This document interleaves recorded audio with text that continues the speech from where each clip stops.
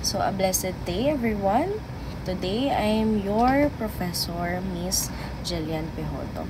Today, we were going to tackle the topic about face-to-face instruction. But before that, I encourage everyone to have silence and pray. So, for our objectives, by the end of this discussion, you should be able to accomplish the following. Number 1 is explain the difference between face-to-face and non-face-to-face communication. Number 2 is analyze how physical presence affects clarity, engagement, and connection in learning. Number 3 is identify the key components of effective face-to-face instruction.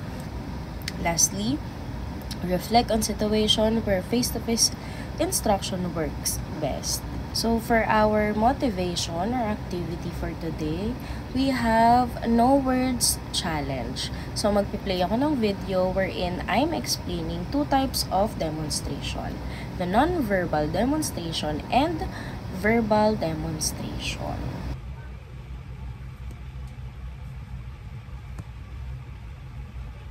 Meron ako isang tinapay, palaman, at isa pang tinapay. At meron na tayong sandwich. So from the video that you have watched, which version was easier to understand? And what made the spoken demonstration clearer? And what are the nonverbal cues na nakita niyong ginawa ko? So let's proceed to our topic, face-to-face instruction. For its characteristics, face-to-face instruction is defined by physical presence, real-time communication, and direct interaction. Ito yung setup na sabay-sabay nag-aaral ang teacher at student sa isang lugar. Nagkakaroon ng natural conversation dahil walang delay or technical issues or interruption, gaya ng mga nangyayari sa online classes. So for you guys, what becomes easier when classes are face-to-face? And what becomes harder or more challenging in face-to-face learning? So, thank you for answering. Let's dive into our common advantages. Number 1 dyan ay engagement.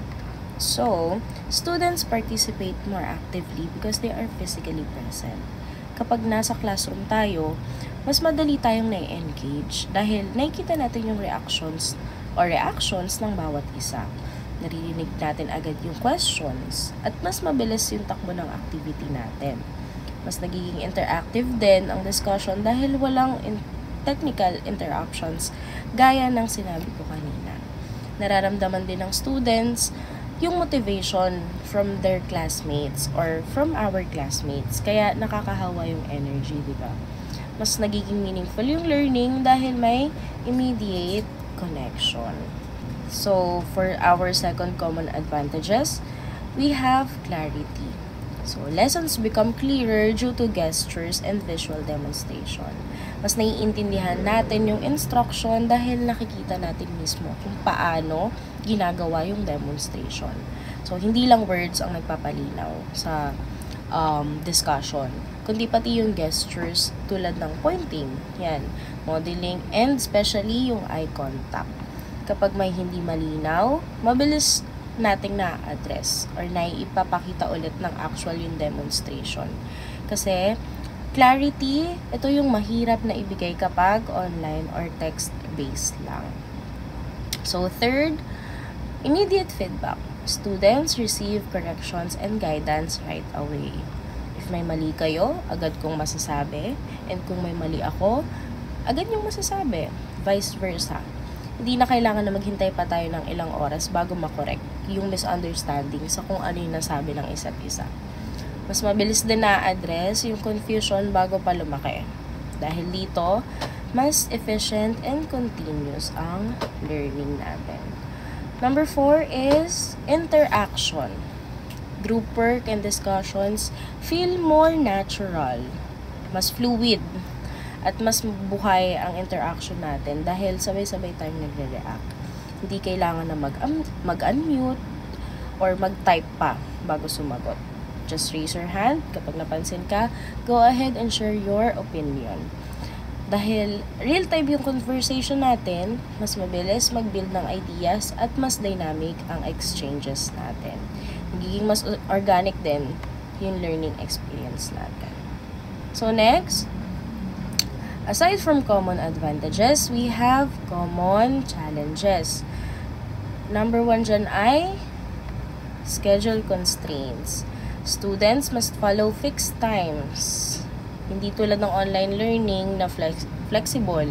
Dito kailangan natin talagang sumunod sa kung ano yung napag-usapan or kung ano yung talaga yung schedule natin.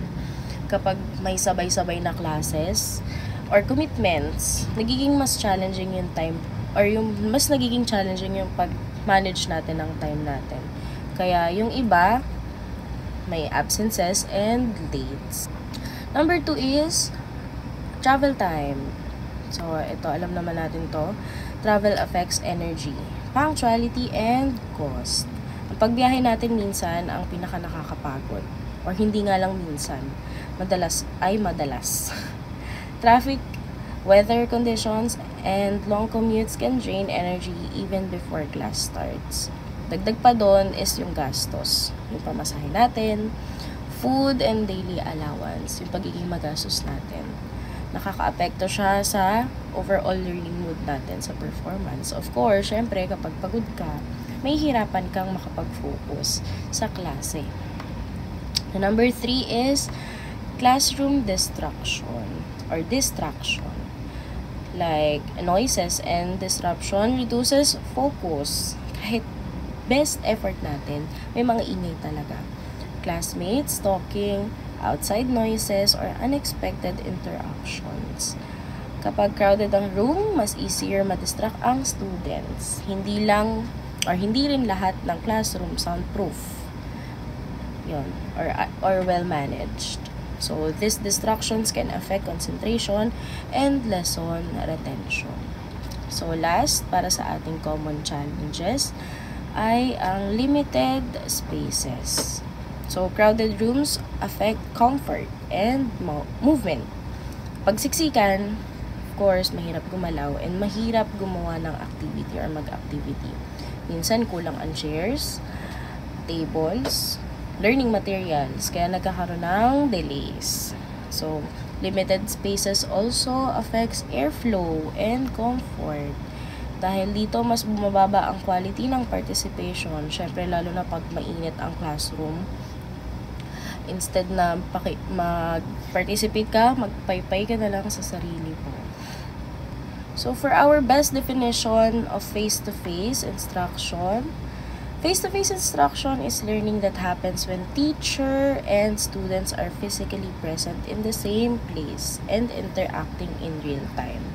This means communication is direct, responses are immediate, and students can clarify lessons on the spot. Ibig sabihin, walang barrier, walang screen, walang delay.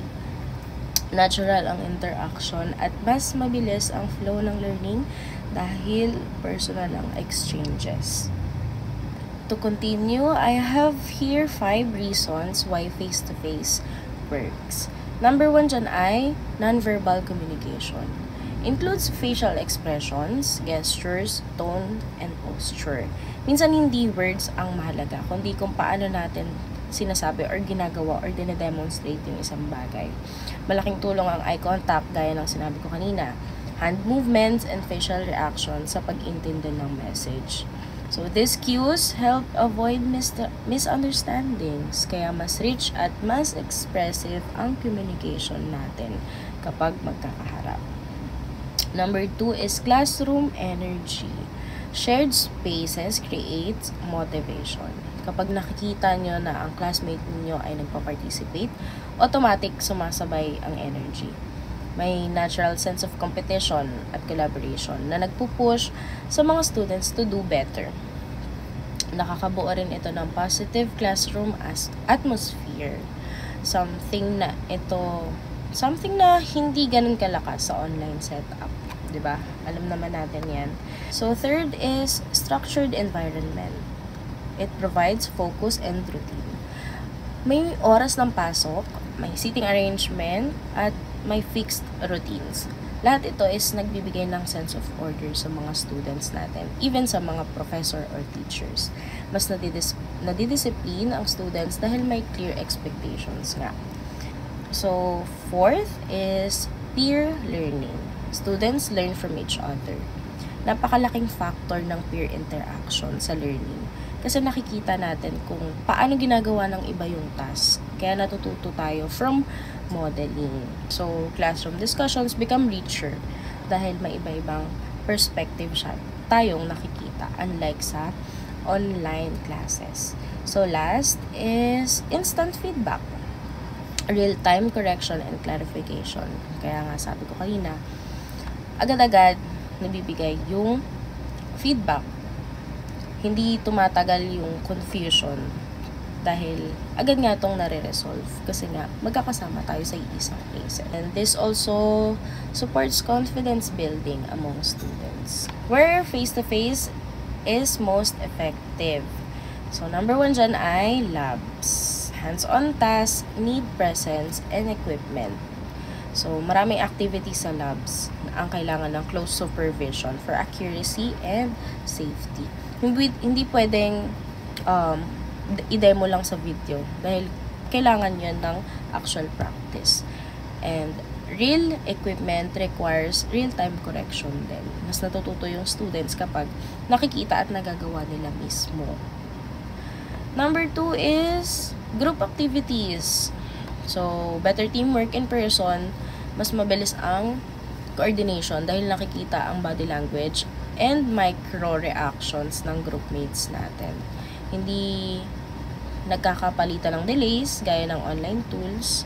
Mas nagiging lively ang brainstorming. So, para sa inyo, ano bang mas prefer nyo when it comes to group activities? Is it online or face-to-face? So, third, skills demonstration.